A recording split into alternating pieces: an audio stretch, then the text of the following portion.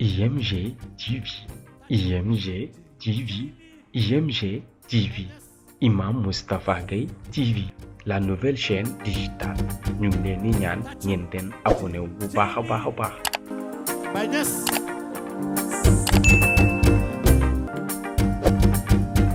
tàccu cey lii Baye Niass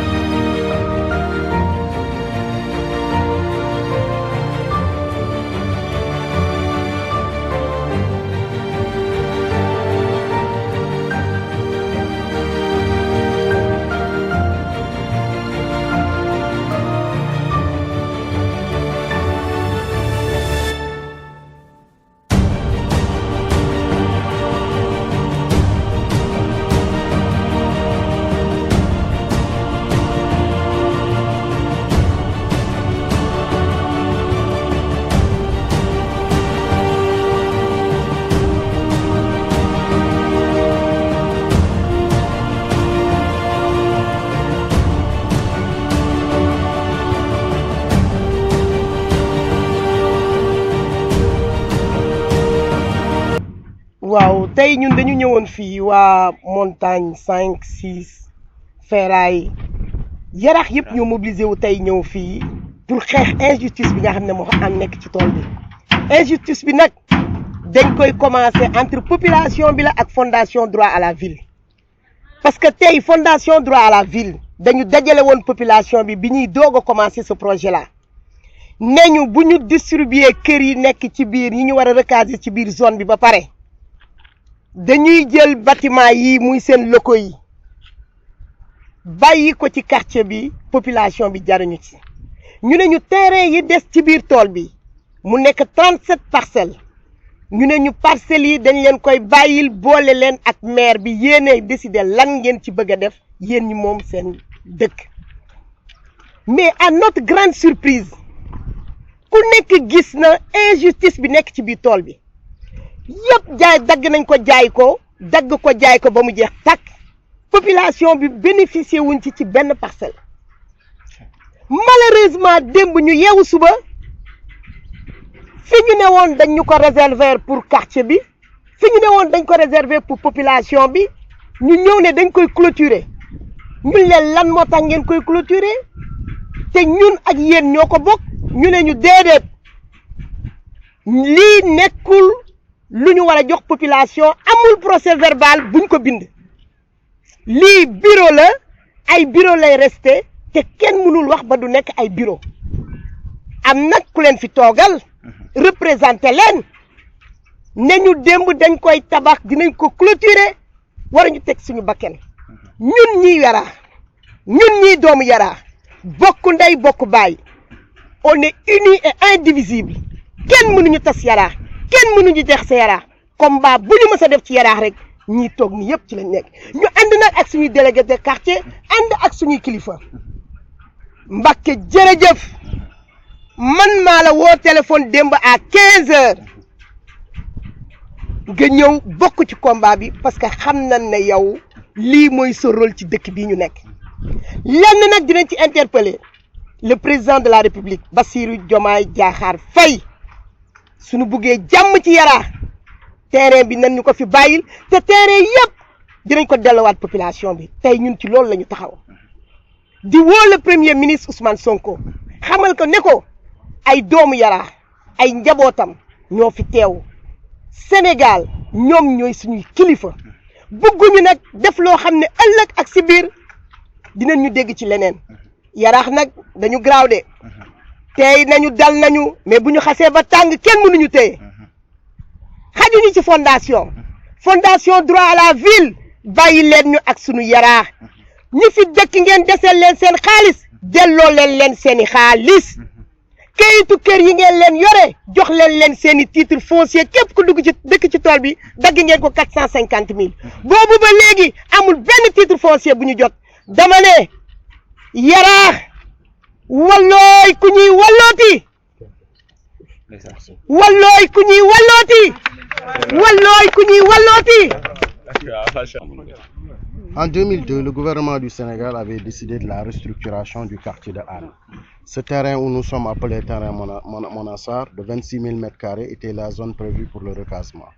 La fondation droit à la ville du ministère de l'Urbanisme était le maître d'œuvre de cette restructuration.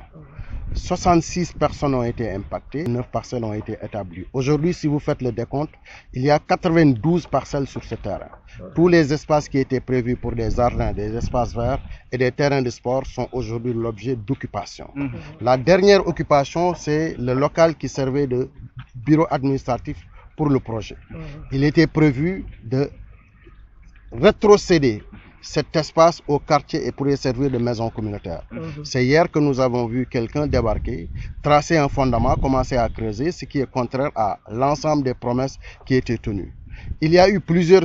spoliations, nous sommes tués. Il y a plusieurs manquements, nous sommes tués. Mais ce dernier manquement ne passera pas. Nous allons être debout comme un seul homme et faire face. Ce que nous demandons solennellement, c'est l'application du code de l'urbanisme, le nouveau code de l'urbanisme, qui exige que les populations aient des endroits pour leurs loisirs et leurs activités. Nous n'en avons pas dans cet espace, nous n'en avons pas dans ce quartier. Il est impératif que la Fondation droit à la ville et les GIE qui étaient créés puissent respecter les décisions de clarté et de transparence des populations. Nous souhaitons de la transparence et de la traçabilité dans tous les actes qui ont été pris jusque-là. C'est simplement ce que nous demandons. Il n'y a pas de politique derrière, il n'y a aucun projet derrière. Ils ont agi pour le compte de la population. Nous avons le droit de demander des comptes et de la clarification dans toutes les opérations qui ont été menées. Et nous le faisons en conformité au nouveau code de l'urbanisme. La Fondation droit à la ville, c'est une organisation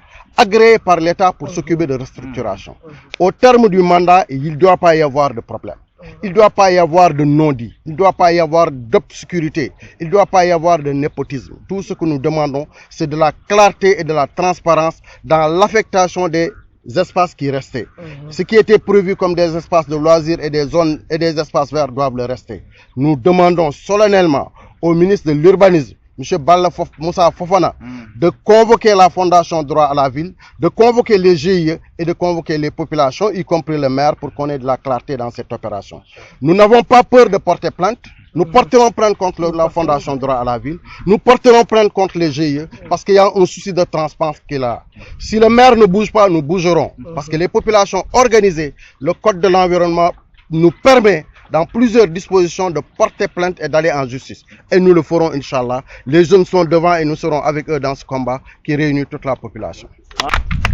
Assalamu alaikum mbooloo mi maa ngi leen sant di leen gërëm man nag affaire moom si ma ne kontaan naa ci ndax samay jarbaar ak samay doom bi ma amee démb surtout Moussa Diak moo ma woo feneen ma mi génneen def laa soxla ma woo ko mu daal di ma expliquer lépp nu mu dem fekk may liggéey mais damaa wëññeekuwaat ma ñëw laaj ko mu wax ma lépp yàlla def itam maçon bi ñu fi fekkoon bi ñu ko laajee mu wax ne dañuy clôturer man ko ku leen ko sant mu ne waa fondation ñoo ñu ko sant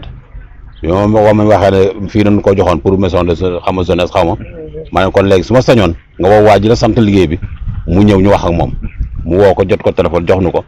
mais ni mu wax ak ñun daal daynu maa mi génne kon boobu léegi li ngeen di wax gëmuñ ci dara man ko nag léegi na ngeen artiste li ngeen gaase ba waa ji ñëw ñu toog waxtaan toog nañ fi lu yàgg waaye booru 1 heure 2 heures xam nga kenn ci ñoom ñëwut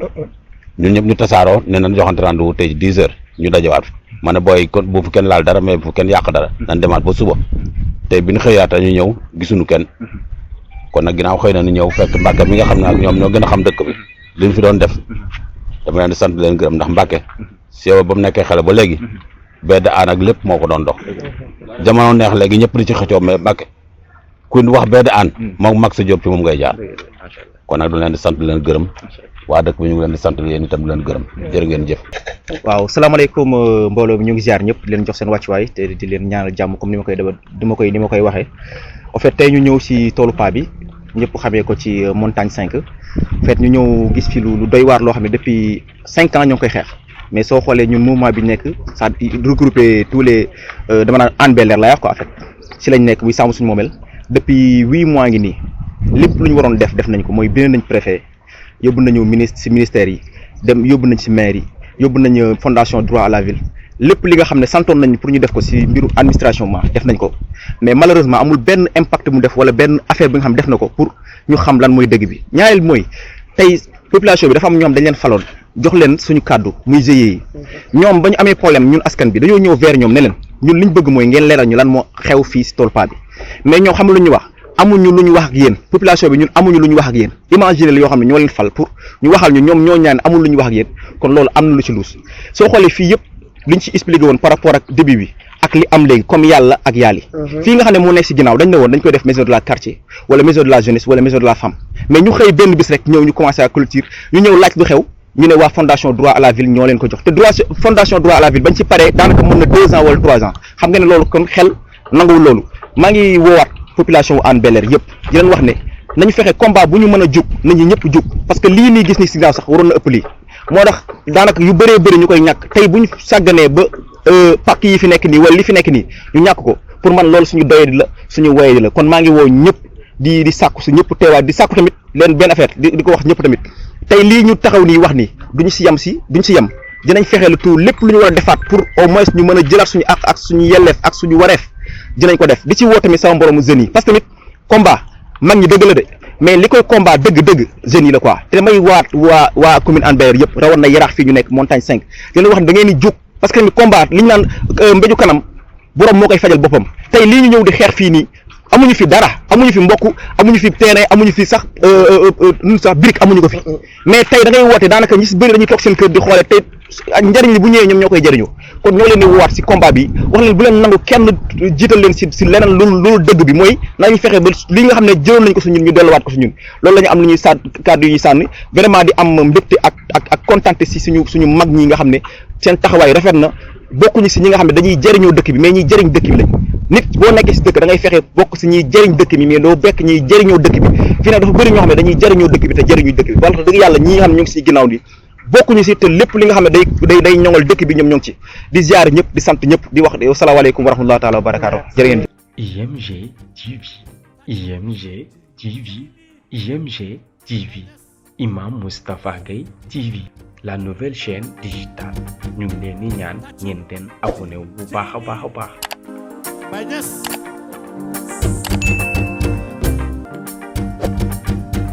tàccu cey lii Baye Niass